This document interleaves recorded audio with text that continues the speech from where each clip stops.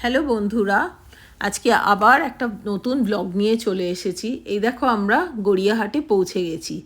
একটু ঘোরাফেরা করব আর কয়েকটা দরকারি জিনিসপত্র কিনবো। তাই আমি আর আমার মেয়ে দুজনের সাথী, কিছু করার নেই। এবার কিছু কেনাকাটা করতে করতে খুব খিদেও পেয়ে গেছিলো, দুপুরের সময় তো। তাই আমরা চলে গেলাম ট্রায়াঙ্গুলার পার্কের অপোজিটে সাংহাইতে। সেখানে একটা বাফেট চলছিল। তো সেই বাফেটটা আমরা সাজিয়ে গুছিয়ে যতটা পারা যায় প্লেটে ধরাবার চেষ্টা করেছি। তারপরে ধীরে ধীরে সেগুলোকে খাওয়াও শুরু করেছি। কি বলবো বন্ধুরা, চাইনিজ ডিশ, কিন্তু প্রত্যেকটা আইটেম এত সুস্বাদু, এত জুসি চিকেনগুলো, আর এক একটা এক এক রকম চিকেন।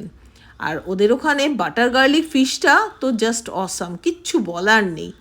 তার মধ্যে নিয়েছিলাম একটু রাইস, পরে পাঁপড় ভাজা, তারপরে কিছু ডেজার্টস, আর লাস্টে আইসক্রিম।